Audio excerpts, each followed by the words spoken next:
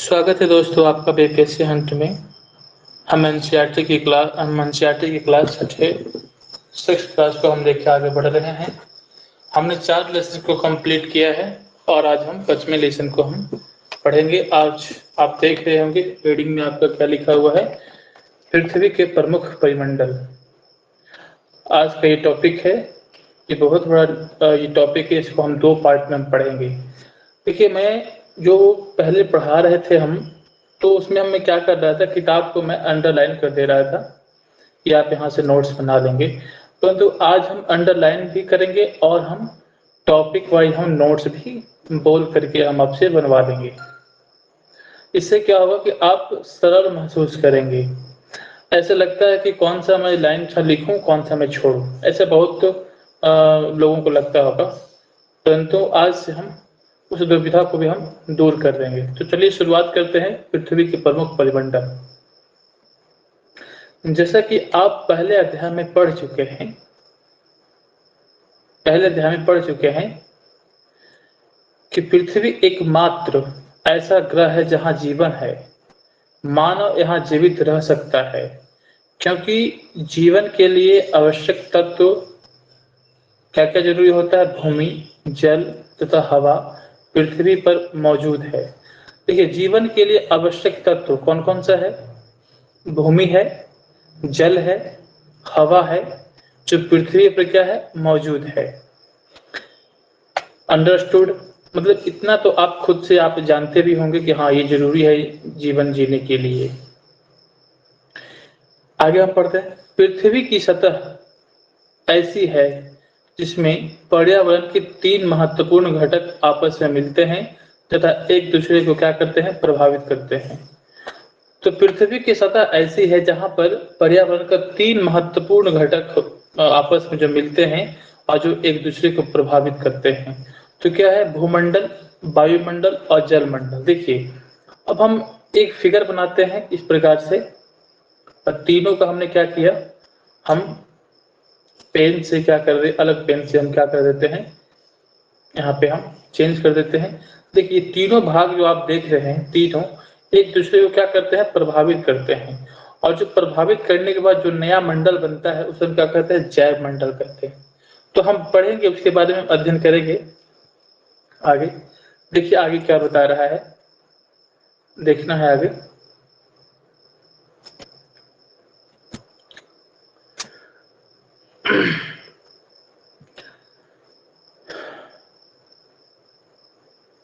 पृथ्वी का ठोस भाग जिस पर हम रहते हैं उसे क्या कहते हैं? भूमंडल कहते हैं। गैस की परतें जो पृथ्वी के चारों ओर से घेरती है उसे क्या कहते हैं? वायुमंडल कहा जाता है। जहाँ क्या है? ऑक्सीजन है, नाइट्रोजन है, कार्बन डाइऑक्साइड है तथा दूसरी गैस भी पाई जाती है। वायुमंडल में सबसे ज्यादा कौन सा गैस पाया जाता है? आप मुझे कमेंट में करके बताएं। अगला क्या बोल रहा है? पृथ्वी के बहुत बड़े भाग पर क्या पाया जाता है? जल पाया जाता है, जिसे हम जलमंडल कहते हैं। जलमंडल में क्या? जल की सभी अवस्थाएं जैसे बर्फ, जल, जलवाष्प सभी सम्मिलित है। तो हमने देख लिया कि पृथ्वी पर जीवन जीने के लिए अनुकूल वातावरण बनती है कैसे। यहाँ पे क्या क्या है आपका? भूमि है, जल है, हवा है। पृथ्वी की सतह जो है कि ऐसा सतह है जहाँ पे 3 पर्यावरण का महत्वपूर्ण 3 प्रकार के घटक पाए जाते हैं जो एक दूसरे को क्या करते हैं? प्रभावित करते हैं। कौन कौन है? भूमंडल है और वायुमंडल है और जलमंडल है। ठीक है, आगे हम देखते हैं। जीव मंडल एक सीमित क्षेत्र है। क्या है? जीव मंडल एक सीमित क्षेत्र है जहां स्थल, जल एवं हवा एक साथ मिलते हैं, जहां सभी प्रकार के जीवन पाए जाते हैं। इस जीव मंडल के बारे में बता रहा है। तो हमने क्या पढ़ा? आप हेडिंग डालिएगा, हेडिंग आप लिख लेंगे, वहां पे लिख लेंगे परिमंडल। परिमंडल आप अगर नोट्स बना रहे हैं तो नोट्स में लिखिएगा परिमंडल। ठीक है, परिमंडल आप लिखेंगे। परिमंडल कितने प्रकार के होते हैं आप लिख लेंगे। परिमंडल, परिमंडल कितने प्रकार के होते हैं लिखिए। तो लिखिए, परिमंडल 3 प्रकार के होते हैं। कौन कौन? जलमंडल,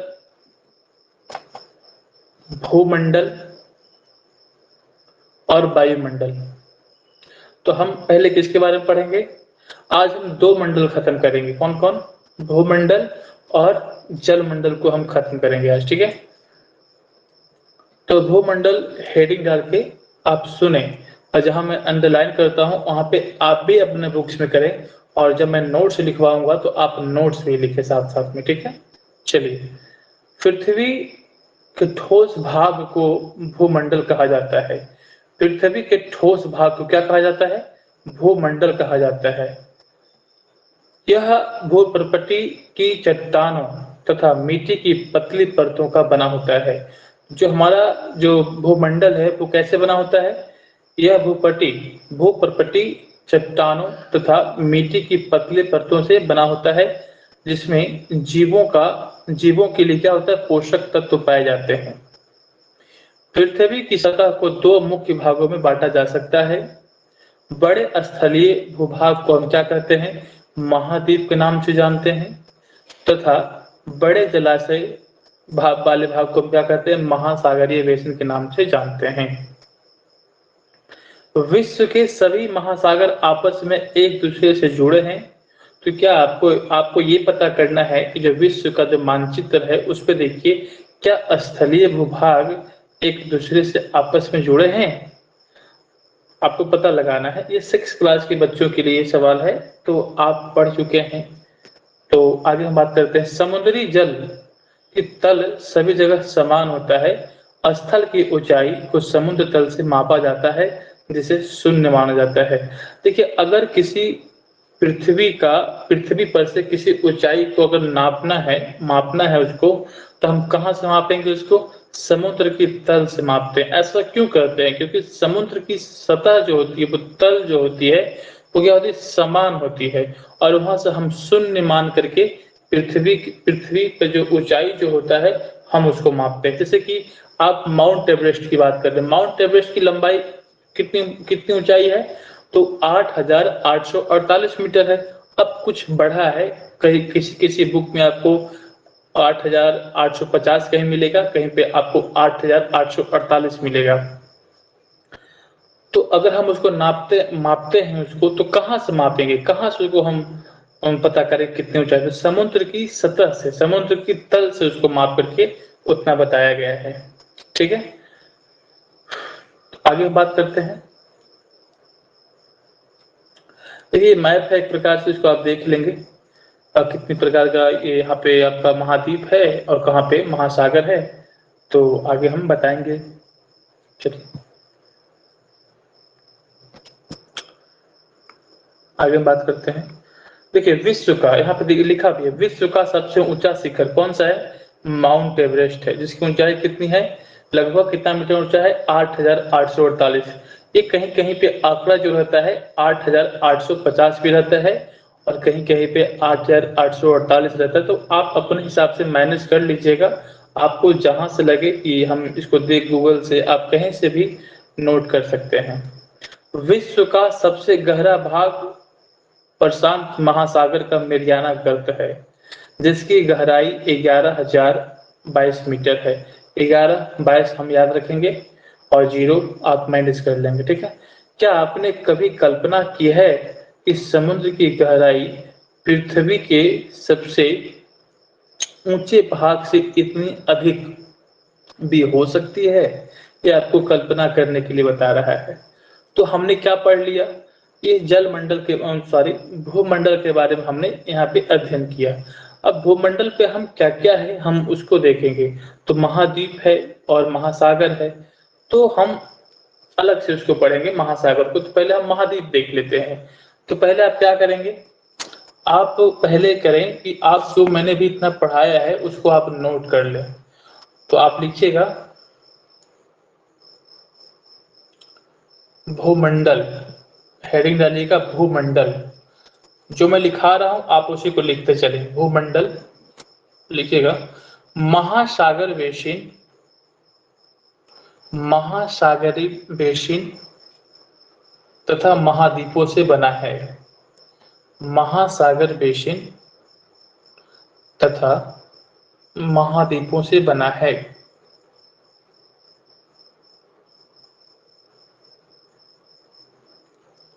विश्व का सबसे ऊंचा स्थल माउंट एवरेस्ट है। विश्व का सबसे ऊंचा स्थल माउंट एवरेस्ट है।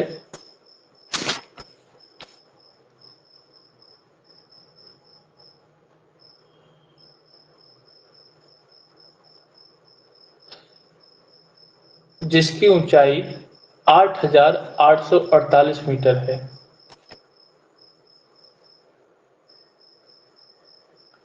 तथा तथा सबसे गहरा भाग मेरियाना गर्त है। मेरियाना गर्त है जिसकी गहराई 11,022 मीटर है। तो यहाँ तक मैंने क्या किया, यहाँ तक मैंने पढ़ाया और यहाँ तक मैंने नोट्स लिखवा दिया। तो ठीक इसी प्रकार से हम नोट्स बनवाते चलेंगे। तो मैं ऐसे बोल दिया करूँगा, आप इतना इतना मैं धीरे बोलूँगा क्योंकि आप लिख सकते हैं उतना में, है ना। ऐसा नहीं कि मैं स्पीड में बोल दूँ आप लिख ना पाए, उससे क्या होगा, आपका टाइम भी किल होगा। तो मैं वीडियो के साथ साथ में ही आपका नोट्स आपका बनता जाए, मैं ऐसा कोशिश करूँगा, ठीक है। तो अब हम पढ़ने जा रहे हैं महाद्वीप के बारे में। महाद्वीप क्या होता है, तो हम इसमें अध्ययन करते हैं महाद्वीप के बारे में। देखिए महाद्वीप यहाँ पे बता रहा है, पृथ्वी पर हम क्या पढ़ रहे हैं, भूमंडल पढ़ रहे हैं, तो पृथ्वी पर ही पढ़ेंगे ना। तो पढ़ेंगे पृथ्वी पर 7 प्रमुख महाद्वीप है। देखिएगा यूपीपीसीएस या फिर एमपीपीसीएस में एक सवाल आया था 2011 में। आप देखिएगा पूछा गया था कि पृथ्वी पर कुल कितने महाद्वीप हैं। यूपीपीसीएस में या फिर एमपीपीसीएस में आया है, आप ध्यान से देख लीजिएगा, सवाल आ चुका है। तो अब मैं जो पढ़ाने जा रहा हूँ एक एक लाइन ऑब्जेक्टिव का है, तो आप ऐसा नहीं कि उसको स्किप कर देंगे कि ये तो पता ही है मुझे। देखिए एनसीईआरटी पढ़ने का मतलब है कि आपका फाउंडेशन तैयार करना है ना, ऐसा ही हवाबाजी नहीं करना है। फाउंडेशन तैयार हो जाएगा आपका, आपको कहीं से कोई दिक्कत नहीं होगा, है ना। चलिए, पृथ्वी पर 7 प्रमुख महाद्वीप है। ये विस्तृत जल राशि के द्वारा एक दूसरे से अलग हैं। ये महाद्वीप हैं कौन कौन, एशिया, यूरोप, अफ्रीका, उत्तर अमेरिका, दक्षिण अमेरिका, ऑस्ट्रेलिया तथा अंटार्कटिका। पहली बार पता चला होगा किन्हीं को, अंटार्कटिका। अंटार्कटिका क्या है, आपका महाद्वीप है। याद करेंगे, पृथ्वी पर टोटल 7 महाद्वीप है। ये विस्तृत जल राशि के द्वारा एक दूसरे से अलग हैं। कौन कौन सा महाद्वीप है, एशिया, यूरोप, अफ्रीका, उत्तर अमेरिका, दक्षिण अमेरिका, ऑस्ट्रेलिया, अंटार्कटिका। ठीक है, आगे बढ़ते हैं। कह रहा है कि विश्व के मानचित्र को देखिए तथा ध्यान दीजिए कि स्थल का बहुत बड़ा भाग उत्तरी गोलार्ध में पाया जाता है। आप मानचित्र देख के पता लगा सकते हैं। तो अब हम पहले महाद्वीप के बारे में हम देख लेते हैं। देखिए महाद्वीप हेडिंग डाल देंगे आप। महाद्वीप क्या करेंगे आप, हेडिंग डालेंगे महाद्वीप। महाद्वीप आप क्या करेंगे, हेडिंग डाल देंगे आप, ठीक है। महाद्वीप आप हेडिंग डाल देंगे, ठीक है। उसके बाद क्या करेंगे, लिखिएगा पृथ्वी पर 7 प्रमुख महाद्वीप हैं। पृथ्वी पर 7 प्रमुख महाद्वीप हैं। कितना है, 7 प्रमुख महाद्वीप हैं जो इस प्रकार हैं। कौन कौन, तो लिखेंगे एशिया,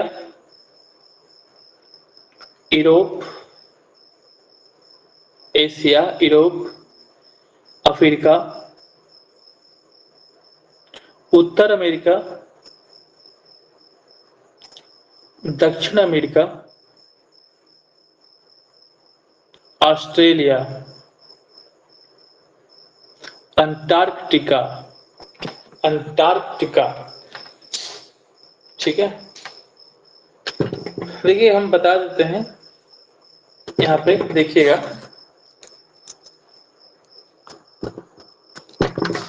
आपका ये कौन सा एरिया है आपका, ये एशिया है आपका, ठीक है। एशिया, यूरोप, अफ्रीका, उत्तर अमेरिका, दक्षिण अमेरिका, ऑस्ट्रेलिया, अंटार्कटिका।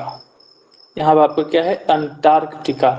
अब हम पढ़ेंगे एक एक, देखिए एक एक महाद्वीप के बारे में हम पढ़ेंगे, और जहाँ पे जो पॉइंट बनेगा हम उसको नोट भी करेंगे और अंडरलाइन भी करेंगे, ठीक है। चलिए स्टार्ट करते हैं। एशिया, एशिया टॉपिक डाल देंगे और बाकी मैं नोट्स लिख पाऊंगा, आप वहां से नोट्स आप लिखेंगे, लिखिएगा। विश्व का देखेंगे, विश्व का सबसे बड़ा महाद्वीप एशिया है। यह पृथ्वी के कुल क्षेत्रफल का 1/3 भाग पर फैला है। यह महाद्वीप पूर्वी गोलार्ध में स्थित है। क्या बता रहे, एशिया जो है विश्व का सबसे बड़ा महाद्वीप है। तो आप बताएंगे कि सबसे छोटा महाद्वीप कौन सा है, आप कमेंट में बताएंगे सबसे छोटा महाद्वीप कौन सा है, ठीक है। यह पृथ्वी के कुल क्षेत्रफल के 1/3 भाग में फैला है। यह महाद्वीप पूर्वी गोलार्ध में स्थित है। कर्क रेखा इस महाद्वीप से होकर गुजरती है। एशिया के पश्चिम में यूराल पर्वत है जो यूरोप से अलग करता है। यूरोप एवं एशिया को संयुक्त रूप से मतलब बुलाया जाएगा तो क्या कहेंगे हम, यूरेशिया कहेंगे, यूरेशिया कहेंगे। तो ठीक है, आप महाद्वीप का नोट्स बना लिए। अब हम एशिया, अब हम 7 प्रकार के महाद्वीप है आपका, तो आप एशिया को हेडिंग में डालेंगे और इसके बारे में हम 2 लाइन को बताएंगे और आप उसको अपने नोट्स में मेंशन करेंगे। चलिए लिखिएगा।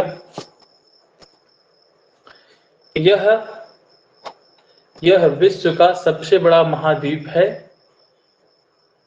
यह विश्व का सबसे बड़ा महाद्वीप है।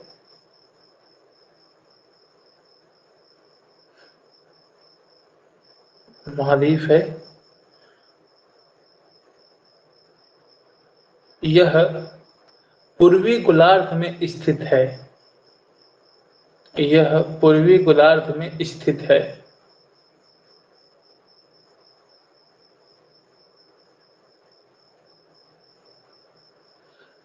कर्क रेखा इस महाद्वीप से होकर गुजरती है। कर्क रेखा इसके महाद्वीप से होकर गुजरती है, सॉरी इस महाद्वीप से होकर गुजरती है। कर्क रेखा इस महाद्वीप से होकर गुजरती है तथा इसके पश्चिम में यूराल पर्वत स्थित है। यूराल पर्वत स्थित है। यूराल पर्वत स्थित है जो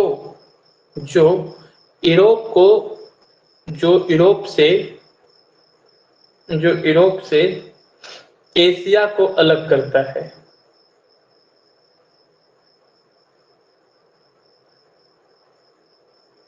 ठीक है, आप समझ गए। अब हम पढ़ते हैं यूरोप के बारे में, ठीक है। यूरोप के बारे में पढ़ते हैं, देखेंगे यूरोप के बारे में क्या बता रहा है।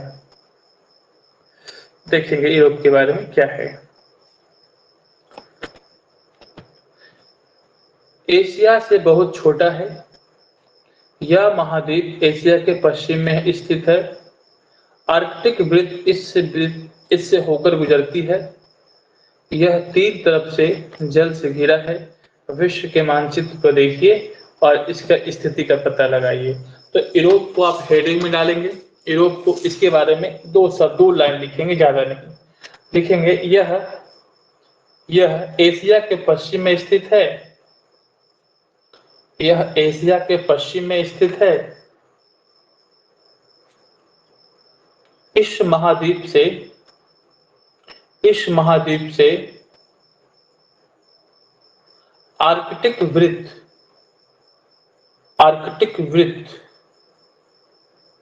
गुजरता है। ठीक है, आगे देखते हैं। अगला है आपका अफ्रीका। अफ्रीका क्या है, आप इसे गौर से देखें, लिखिए, पढ़ेंगे। अफ्रीका एशिया के बाद विश्व का दूसरा सबसे बड़ा महाद्वीप है। देखिए क्रम से अगर सवाल आता है सजाने के लिए कि कौन सा छोटा है किससे, तो आप पहला बड़ा कौन है, एशिया, उससे छोटा कौन सा है, तो अफ्रीका।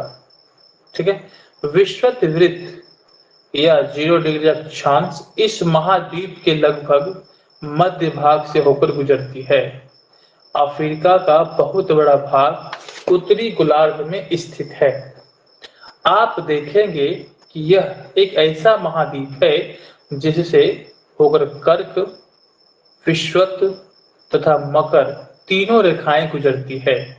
सहारा का रेगिस्तान विश्व का सबसे बड़ा रेगिस्तान है जो कि अफ्रीका में स्थित है। यह महाद्वीप चारों तरफ से समुद्र एवं महासागरों से घिरा है। विश्व के मानचित्र को देखिए, आप देखेंगे कि विश्व की सबसे लंबी नदी नील अफ्रीका से होकर गुजरती है। अफ्रीका का मानचित्र देखिए तथा कर्क रेखा और मकर रेखा तथा विषुवत वृत्त इसके किन किन भागों से होकर गुजरती है। तो अब इसको हम समझा देते हैं। देखिए, अफ्रीका जो है एशिया के बाद दूसरा सबसे बड़ा महाद्वीप है और यह एकमात्र ऐसा द्वीप है जहां पे तीनों रेखाएं गुजरती है। तीनों रेखाएं का मतलब 23.5 डिग्री उत्तर में कर्क रेखा है, 23.5 डिग्री साउथ में आपका मकर रेखा है और 0 डिग्री अक्षांश को हम विषुवत रेखा बोलते हैं। और देखिए, अक्षांश रेखा को हम समानांतर रेखाएं भी कहते हैं। मैंने आपको इसके पीछे लेसन में मैंने शायद 2 लेसन मैंने पढ़ाया है। अक्षांश एवं देशांतर में मैंने इसको पढ़ाया है अच्छे से। तीनों रेखाएं अफ्रीका से होकर गुजरती है। मात्र एक ऐसा महाद्वीप है और विश्व की जो सबसे लंबी नदी है, देखिए अगर सबसे बड़ी नदी बोलेगी तो आप क्या बताएंगे? अमेजन नदी है। और विश्व की सबसे लंबी नदी कौन सा? तो नील नदी। अब देखिए यहाँ पे लंबी नदी और बड़ी नदी में क्या फर्क है? देखिए, बड़ी नदी में मतलब कहने का तात्पर्य है, मेरा अभिप्राय यह है कि बड़ी नदी से मतलब है कि उसमें पानी की मात्रा ज्यादा है, उसकी पानी का जो आयतन है बहुत ज्यादा है। और नील की जो लंबाई है, लंबा में सबसे बड़ा वो ज्यादा है, पानी से ज्यादा अमेजन है और लंबाई में आपका नील है। तो यहाँ पे बड़ा और लंबी में अंतर यही है। आप समझ गए होंगे। आगे बढ़ते हैं और कह रहा है कि जो विश्व का सबसे जो गर्म रेगिस्तान है, जिसे हम सहारा रेगिस्तान के नाम से जानते हैं, वो कहाँ स्थित है? वो आपका अफ्रीका में स्थित है। और यह जो महाद्वीप है चारों तरफ से समुद्र एवं महासागरों से घिरा हुआ है। तो हमने क्या देख लिया? हम अफ्रीका के बारे में देख लिए। तो अफ्रीका लिख करके आप उसके बारे में कुछ नोट्स बना लें। तो मैं बोल देता हूं, लिखिएगा। लिखेंगे, एशिया के बाद विश्व का दूसरा सबसे बड़ा महाद्वीप है। एशिया के बाद विश्व का दूसरा सबसे बड़ा महाद्वीप है। इस महाद्वीप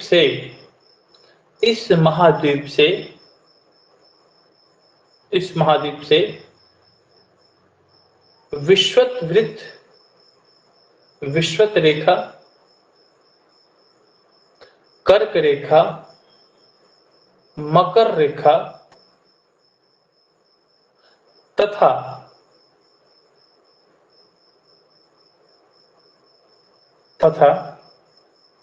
तथा मत लिखिएगा, विषुवत रेखा, कर्क रेखा, मकर रेखा तीनों गुजरती है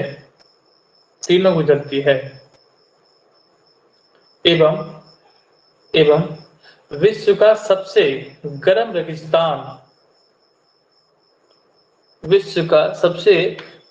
रेगिस्तान जिसे हम सहारा के नाम से जानते हैं, वह अफ्रीका में स्थित है। और विश्व की सबसे लंबी नदी नील अफ्रीका से होकर गुजरती है। तो ये क्या है? देखिए, मेरा लिखाने का तात्पर्य यह है कि आपको एक अच्छा नोट्स मिल जाए और कुछ छूटे ना। मैं क्या करता हूँ कि मैं इसे लिखवा देता हूँ, अंडरलाइन करवा देता हूँ। मुझे ऐसा लगता है कि आप लोग को छूट ना जाए। अगर मैं अंडरलाइन भी करवा रहा हूँ, मैं लिखवा भी रहा हूँ, तो 2 काम हो रहा है। तो आप इससे क्या होगा कि आपको लिखने का हैबिट भी बनेगा, क्योंकि आपको मेंस में तो लिखना ही पड़ेगा। तो लिखने का शुरुआत आप आज से ही करेंगे ताकि आपको शब्द जोड़ने में आसानी सा जाए, है ना। चलिए, तो मैंने क्या पढ़ लिया, मैंने अफ्रीका पढ़ लिया। अब लिखेंगे उत्तर अमेरिका। उत्तर अमेरिका हेडिंग डालिए, पहले इसके बारे में पढ़ लेते हैं। विश्व का तीसरा सबसे बड़ा महाद्वीप, तो पहला कौन सा है, एशिया, दूसरा कौन सा, अफ्रीका, और तीसरा कौन सा है आपका, उत्तर अमेरिका। याद रखेंगे क्रम से। विश्व का तीसरा सबसे बड़ा महाद्वीप, यह दक्षिण अमेरिका से एक संकरे स्थल से जुड़ा है, जिसे हम पनामा स्थल संधि के नाम से जानते हैं। किस नाम जानते हैं हम इसे, पनामा स्थल संधि के नाम से जानते हैं।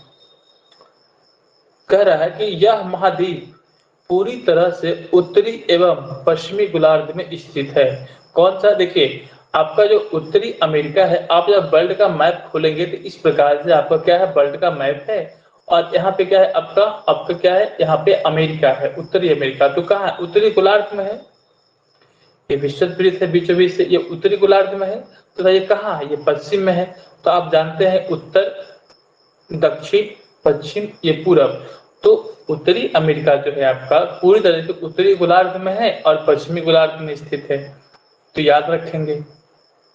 आगे हम बात करते हैं, इसको हम मिटा देते हैं ताकि आपको आसानी से लगे। ठीक है, चलिए ठीक है, शुरुआत करते हैं। यह महाद्वीप तीनों महासागर से घिरा है। क्या आप इन महासागरों के नाम बता सकते हैं, ये आप बताएंगे हमें। जो उत्तरी अमेरिका है वो 3 महासागर से घिरा हुआ है, इसका नाम आप मुझे बताएंगे। चलिए, तो ठीक है। अब इसमें क्या है, उत्तर अमेरिका में क्या है, उत्तर अमेरिका में आप नोट्स लिख लें, लिखेंगे। विश्व का तीसरा सबसे बड़ा महाद्वीप है, विश्व का तीसरा सबसे बड़ा महाद्वीप है, जो दक्षिण अमेरिका से जो दक्षिण अमेरिका से जो दक्षिण अमेरिका से एक संकरे स्थल से जुड़ा हुआ है, एक संकरे स्थल से जुड़ा हुआ है, उसे पनामा स्थल संधि कहते हैं, उसे पनामा स्थल संधि कहते हैं। यह महाद्वीप उत्तरी एवं पश्चिमी गोलार्ध में स्थित है। यह महाद्वीप उत्तरी एवं पश्चिमी गोलार्ध में स्थित है। देखिए यहाँ पे समझाया है जल संधि क्या होता है। देखिएगा, जल संधि और स्थल संधि क्या होता है। देखिए, स्थल संधि का मतलब होता है कि स्थल संधि का मतलब है कि जो 2 बड़े स्थलों को जोड़ता है उसे हम क्या कहते हैं, स्थल संधि। और जल संधि क्या होता है, जल संधि कहते हैं जो 2 बड़े जलाशयों को जोड़े उसे हम क्या कहते हैं, जल संधि कहते हैं। जैसे कि जल संधि क्या है, पानी का संग्रह भाग होता है जो 2 बड़े जल राशि जैसे समुद्र तथा महासागरों को एक दूसरे से जोड़ता है। जैसे क्या, भारत और श्रीलंका के बीच में कौन सा है जल संधि, उसका नाम आप बताएंगे हमें। ठीक है, तो अब हम बात करते हैं दक्षिण अमेरिका। दक्षिण अमेरिका क्या है, दक्षिण अमेरिका का अधिकांश भाग दक्षिणी गोलार्ध में स्थित है। इसके पूरब एवं पश्चिम में कौन से 2 महासागर स्थित हैं। विश्व की सबसे लंबी पर्वत श्रृंखला एंडीज इसके उत्तर से दक्षिण की ओर फैली है। देखिए आपका जो एंडीज जो है, एंडीज दक्षिण, यहाँ देखिए उत्तर से दक्षिण, इस यहाँ पे आप देखेंगे, जब आप वर्ल्ड मैप देखेंगे तो यहाँ पे आपका क्या है, यहाँ पे आपका एंडीज पर्वत स्थित है, यहाँ पे आपका है ना। तो क्या बता रहा है यहाँ पे, एंडीज पर्वत, एंडीज इसके उत्तर से दक्षिण की ओर इसके फैली हुई है। दक्षिण अमेरिका में विश्व की सबसे बड़ी नदी अमेजन बहती है। तो आप यहाँ पे दक्षिण अमेरिका को हेडिंग डालेंगे और लिखना स्टार्ट करेंगे, दक्षिण अमेरिका के बारे में लिखेंगे। इसका अधिकांश भाग दक्षिणी गोलार्ध में स्थित है। पहला पॉइंट लिख लिया आपने। दूसरा पॉइंट लिखेंगे, विश्व की लंबी पर्वत श्रृंखला एंडीज, विश्व की लंबी पर्वत श्रृंखला एंडीज है, विश्व की लंबी पर्वत श्रृंखला एंडीज है जो दक्षिण अमेरिका में है। जो कहाँ है, दक्षिण अमेरिका में है। आगे बात करते हैं, तीसरा पॉइंट में लिखेंगे, यहाँ विश्व की सबसे बड़ी नदी अमेजन बहती है। यहाँ विश्व की सबसे बड़ी नदी अमेजन बहती है। तो मैंने नोट्स इसका बनवा दिया। आगे हम बात करते हैं ऑस्ट्रेलिया का। देखिए ऑस्ट्रेलिया, ऑस्ट्रेलिया को हम पढ़ने जा रहे हैं, देखेंगे ऑस्ट्रेलिया, तो पढ़ेंगे इसके बारे में। ऑस्ट्रेलिया विश्व की सबसे छोटा महाद्वीप है। गौर करें कि मैंने तो सवाल भी पूछा था, यहाँ पे सवाल आ भी गया है। ऑस्ट्रेलिया विश्व का सबसे छोटा महाद्वीप है जो कि पूरी तरह से दक्षिणी गोलार्ध में स्थित है। यह चारों तरफ से महासागर से घिरा है। इसे द्वीपीय महाद्वीप भी कहते हैं। तो इसमें नोट करने वाली बात कुछ नहीं है, बट हाँ याद रखेंगे कि द्वीपीय महाद्वीप किसे कहते हैं। ये सवाल बन सकता है। द्वीपीय महाद्वीप किसे कहते हैं, तो ऑस्ट्रेलिया को कहते हैं। आप नोट में लिख लेंगे कहीं पे, द्वीपीय महाद्वीप ऑस्ट्रेलिया को कहते हैं। ऑस्ट्रेलिया पूरी तरीके से आपका कहाँ है, दक्षिणी गोलार्ध में स्थित है। यह जो है विश्व की सबसे छोटा महाद्वीप है। तो तीन बातें आप इसके बारे में लिख सकते हैं अगर लिखना चाहे नोट्स में। क्या, ऑस्ट्रेलिया हेडिंग में डाल देंगे, लिखेंगे विश्व का सबसे छोटा महाद्वीप है, पहला पॉइंट। दूसरा पॉइंट क्या लिखेंगे, यह पूरी तरीके से दक्षिणी गोलार्ध में स्थित है, दूसरा पॉइंट। तीसरा पॉइंट में क्या है, इसे हम द्वीपीय महाद्वीप से भी जानते हैं, द्वीपीय महाद्वीप से भी जानते हैं। तो 3 पॉइंट अगर आप लिखना चाहें वहां ऑस्ट्रेलिया महाद्वीप के बारे में, तो आप बेशक आप इसको लिख सकते हैं। अगला क्या है, अंटार्कटिका। क्या है, अंटार्कटिका। देखिए आप कोई कोई बच्चे होते हैं कि अंटार्कटिका में क्या होते हैं, कंफ्यूज रहते हैं। देखिए मैं बता दूं आपको, अंटार्कटिका क्या है। ये अंटार्कटिका आपका द्वीप है। और आर्कटिक क्या है आपका, आर्कटिक क्या है, आर्कटिक क्या है आपका, ये महासागर है। अटलांटिक क्या है, तो ये भी महासागर है। तो हम पढ़ेंगे इसके बारे में, तो याद रखेंगे आर्कटिक और अंटार्कटिका। अंटार्कटिका में आपको सबसे जो भारी शब्द लगेगा अंटार्कटिका, तो आप समझिएगा कि ये कहाँ पाया जाएगा, नीचे। आप जानते हैं कोई भी वस्तु अगर भारी होता है तो वो नीचे की ओर वो आता है। जैसे कोई गुब्बारा में आप हवा भर देंगे तो ऊपर की ओर चला जाएगा, तो उसमें जब तक गैस रहेगा तो वो ऊपर जाए, ऊपर ही रहेगा। अब दूसरा क्या है कि आपका अंटार्कटिका, ये भारी शब्द लग रहा है, ये तो नीचे रहेगा। इस प्रकार से आप इसको याद रख सकते हैं। अंटार्कटिका जो है बहुत बड़ा महाद्वीप है जो कि दक्षिणी गोलार्ध में स्थित है। मैंने आपको फिगर में दिखाया भी है। दक्षिणी ध्रुव इस महाद्वीप के मध्य स्थित है। जो आपका उत्तरी ध्रुव दक्षिणी ध्रुव जो पढ़ते हैं अक्षांश देशांतर मैंने पढ़ाया था, 90 डिग्री नॉर्थ 90 डिग्री साउथ, जो मैंने आपको पढ़ाया था। देखिए दक्षिणी ध्रुव इस महाद्वीप के मध्य में स्थित है। चूंकि यह दक्षिणी ध्रुव क्षेत्र में स्थित है, इसीलिए यह हमेशा मोटी बर्फ के परतों से ढका रहता है। यहाँ किसी प्रकार का स्थानीय मानव अनिवास नहीं है। बहुत से देश यहाँ पे क्या है, शोध केंद्र है। भारत के भी शोध केंद्र संस्थान है, उसका नाम क्या है, मैत्री और दक्षिण गंगोत्री। तो भारत का 2 शोध केंद्र है, कहाँ पे, तो अंटार्कटिका में है। ये कहाँ पड़ता है, दक्षिणी ध्रुव में है, दक्षिणी गोलार्ध में है। ठीक है, तो भारत का शोध केंद्र का नाम क्या है, मैत्री और दक्षिणी गंगोत्री। तो हम अंटार्कटिका के बारे में लिखेंगे, 2 पॉइंट लिखेंगे। लिखिएगा दक्षिणी गोलार्ध में स्थित है, दक्षिणी गोलार्ध में स्थित है, पहला पॉइंट। दक्षिणी गोलार्ध में स्थित है, दूसरा पॉइंट लिखेंगे दक्षिण ध्रुव इस महाद्वीप के मध्य स्थित है। दक्षिणी ध्रुव इस महाद्वीप के मध्य स्थित है। आगे बात करते हैं। इस महाद्वीप पर बहुत से देशों का शोध केंद्र है। जैसे भारत का मैत्री तथा दक्षिणी गंगोत्री है।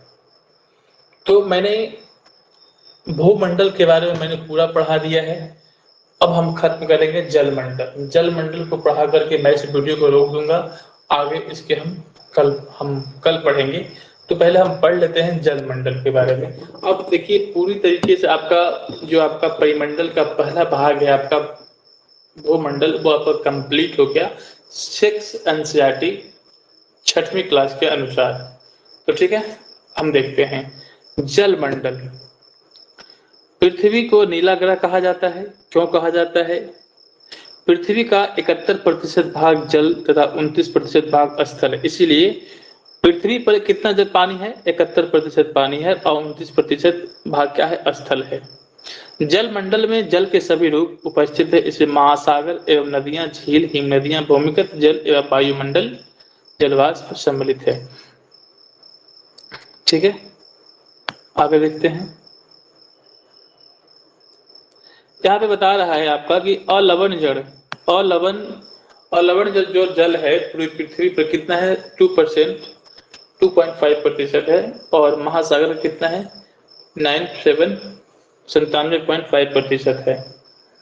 तो अलवण जल किसे कहते हैं? जो पीने योग्य है। ठीक है, और महासागर का पानी तो पीने योग्य है नहीं। ठीक है, तो जल तथा वायुमंडल की सभी जलवाष्प सभी सम्मिलित है। पृथ्वी पर पाए जाने वाले 97% से अधिक भाग महासागरों में पाया जाता है। तो वह इतना खारा होता है कि इसे आप क्या कर सकते हैं?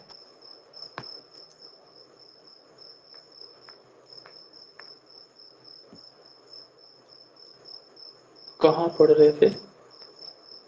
जलमंडल इतना खारा होता है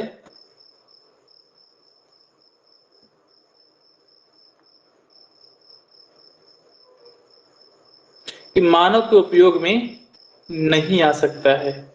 मानव के उपयोग में नहीं आ सकता है। शेष जल का बहुत बड़ा भाग बर्फ की परतों एवं हिमनदियों तथा भूमिगत जल के रूपों में पाया जाता है। जल की बहुत कम भाग अलवण जल के रूप में पाया जाता है, जो मनुष्य के इस्तेमाल में आता है। यही कारण है कि नीले ग्रह में रहने के बावजूद हम पानी को कमी महसूस करते हैं। तो आप समझ गए। अब देखिए हम क्या पढ़ने जा रहे हैं? जलमंडल। जलमंडल में क्या आप लिखेंगे? जलमंडल किसे कहते हैं? जलमंडल में कौन कौन सा जलवाष्प है? जलमंडल के सभी भाग, जल का सभी उपस्थित भाग यहाँ पे स्थित है। तो आप जो आपको समझ में आए, इस जो मैंने अंडरलाइन कर दिया है, तो आप अपने हिसाब से अगर नोट करना चाहे तो नोट कर लें, तो मैंने अन्यथा मैं लिखा ही दूंगा। तो अब हम बात करने जा रहे हैं महासागर। तो महासागर हेडिंग डाल देंगे आप। तो महासागर हेडिंग डाल देंगे, लिखिएगा महासागर। महासागर हेडिंग डाल देंगे, महासागर लिखेंगे। महासागर जल हमेशा, महासागरीय जल क्या होता है? हमेशा गतिशील रहते हैं। देखिए महासागर जलमंडल के मुख्य भाग है। महासागर जो है जलमंडल का मुख्य भाग है, ये आपस में एक दूसरे से जुड़े हैं। महासागरीय जल हमेशा गतिशील रहता है। तरंगे, ज्वार भाटा तथा महासागरीय धाराएं महासागरीय जल की 3 मुख्य गतियां हैं। देखिए महासागरीय जल का 3 मुख्य गतियां कौन कौन सा है? तरंगे हैं, ज्वार भाटा है और महासागरीय धाराएं हैं। देखिए ये सब तो अगर हम अभी समझते हैं तो ठीक है, बेसिक है, हम समझा भी सकते हैं। बट मुझे लगता है कि जब आप स्टैंडर्ड जब पढ़ेंगे तो वहां पे ज्वार भाटा को हम डिटेल से समझेंगे। तो हम, मुझे ऐसा लगता है कि इसको छोड़ करके स्किप करके आगे बढ़ना जरूरी है, क्योंकि मैं इसे समझाने जाऊंगा ज्वार भाटा को तो समय लग सकता है। तरंगे, ज्वार भाटा तथा महासागरीय धाराएं, तो क्या है? ये महासागरीय जल की 3 प्रमुख गतियां हैं। तो महासागरीय जल की 3 गतियां में कौन कौन आ जाएगा? तरंगे, ज्वार भाटा और महासागरीय धाराएं। बड़े से छोटे आकार के आधार पर क्रमशः 5 महासागर है। कौन कौन? तो प्रशांत महासागर सबसे बड़ा महासागर है। उससे छोटा कौन सा है? अटलांटिक महासागर है, हिंद महासागर, दक्षिण महासागर और आर्कटिक महासागर। तो हमने क्या क्या पढ़ लिया? तो महासागर जो अभी मैंने पढ़ा है वो पहले बड़ा, फिर उससे छोटा, फिर उससे छोटा, फिर उससे छोटा। तो आपको अगर क्रम से दे रहे कौन सा क्रम अनुसार बड़ा है तो आप शायद कंफ्यूज कर जाते।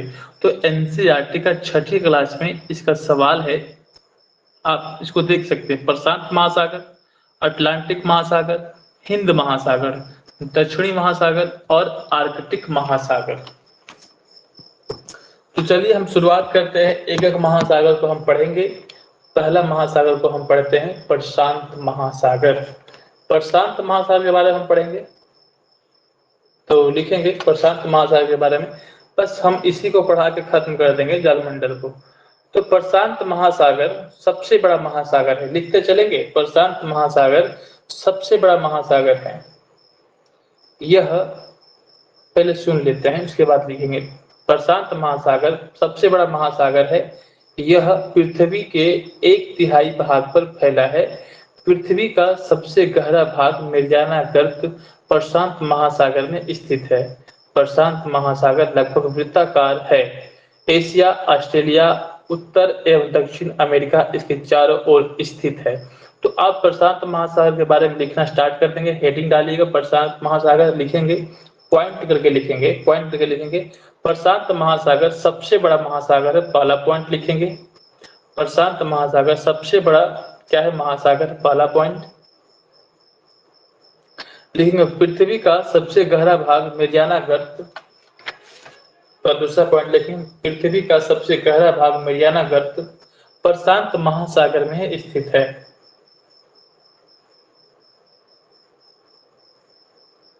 प्रशांत महासागर का आकार वृत्ताकार है।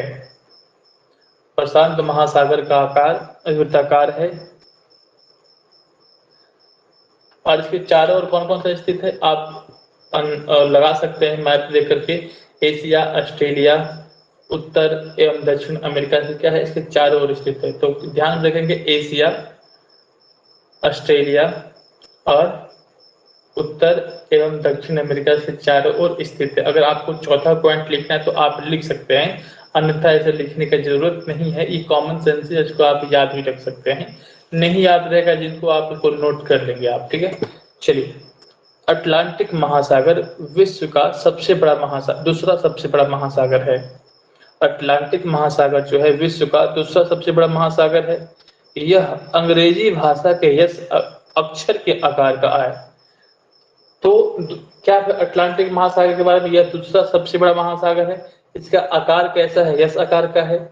इसके पश्चिमी किनारे पर उत्तर एवं दक्षिण अमेरिका स्थित है तथा पूर्वी किनारे पर यूरोप एवं अफ्रीका स्थित है। अटलांटिक महासागर की तट रेखा बहुत अधिक दंतुरित है। दंतुरित बोले तो कटा फटा है। यह अनियमित एवं दंतुरित तट रेखा प्राकृतिक पोताश्रय एवं पत्तनों के लिए आदर्श स्थिति है। व्यापार की दृष्टि से यह सबसे व्यस्त महासागर है। तो आप अटलांटिक महासागर लिख लें और इसको शब्दों में मैं लिखा देता हूँ, लिखिएगा। अटलांटिक महासागर, हेडिंग डाल देंगे, लिखना स्टार्ट करेंगे। यह दूसरा सबसे बड़ा महासागर है, पहला पॉइंट। यह दूसरा सबसे बड़ा महासागर है। यह दूसरा सबसे बड़ा महासागर यस आकृति की है। यस आकृति की है। यस आकृति की है। इसके पश्चिमी किनारे पर उत्तर एवं दक्षिण अमेरिका स्थित है।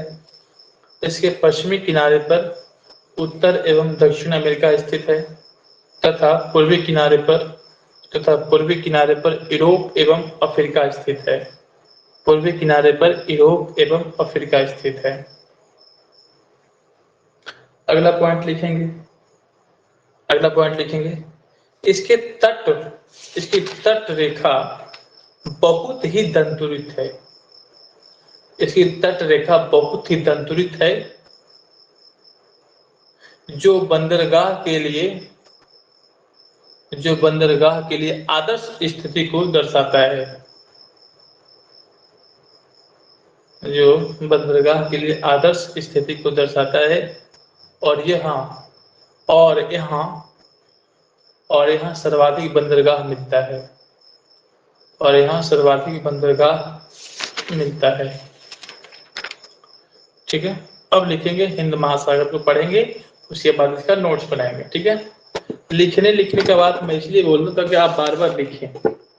ठीक है, अटलांटिक महासागर मैंने देख लिया। अब हम दूसरी महासागर को पढ़ने जा रहे हैं, हिंद महासागर। हिंद महासागर तो अपने देश के नाम पे ही रखा गया है, हिंद महासागर।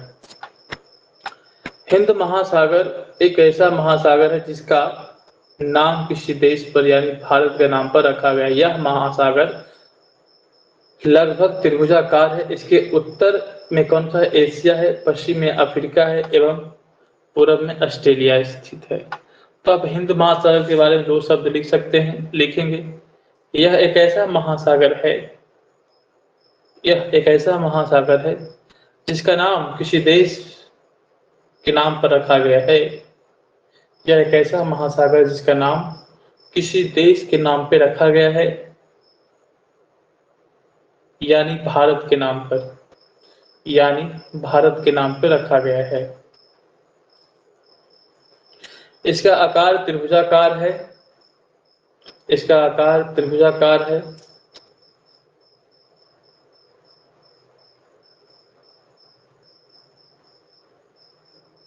लिखेंगे, अगला पॉइंट लिखेंगे इसमें। उत्तर में एशिया, उत्तर में एशिया, पश्चिम में अफ्रीका, पूरब में ऑस्ट्रेलिया।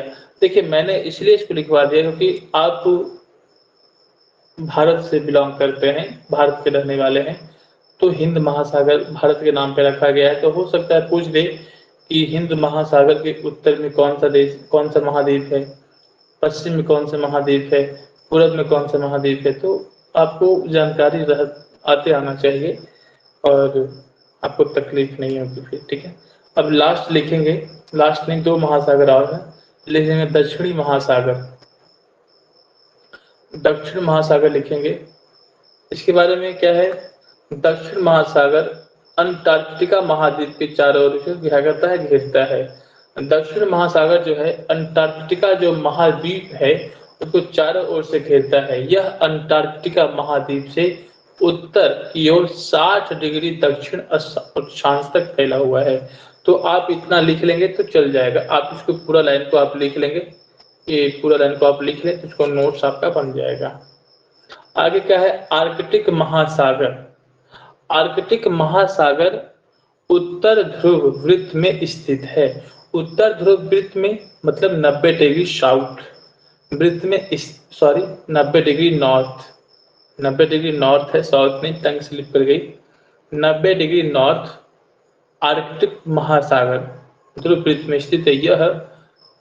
यह तथा यह उत्तर ध्रुव के चारों ओर फैला है। यह प्रशांत महासागर से छिछले भाग, मतलब कि कटा छटा वाले भाग, छिछले भाग, संकरे भाग से जुड़ा हुआ है, जिसे हम किस नाम जानते हैं? बेरिंग जल संधि के नाम से जानते हैं। तो लिखेंगे आर्कटिक महासागर के बारे में लिख लें, लिखेंगे आर्कटिक महासागर उत्तर ध्रुव में स्थित है। आर्कटिक महासागर उत्तर ध्रुव में स्थित है तथा यह प्रशांत महासागर के छिछले जल वाले भाग से जुड़ा है। छिछले जल वाले भाग से जुड़ा है, जिसे जिसे जिसे बेरिंग जल संधि के नाम से जाना जाता है।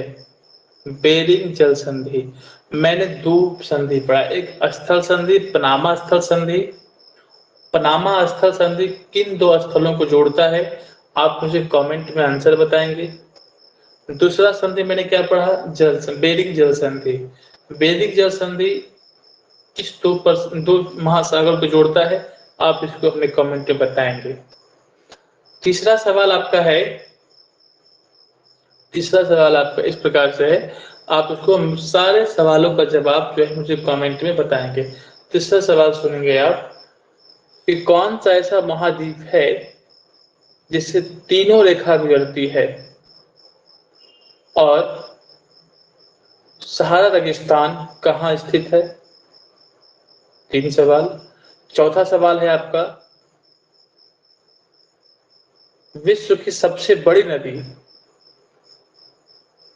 किस महाद्वीप से बहती है? तो मैंने 4 सवाल किए हैं, चारों सवाल का जवाब मुझे कमेंट में देंगे आप लोग, और नहीं आएगा तो मैं कल इसको बताऊंगा ही, ठीक है। घबराने वाली बात नहीं है।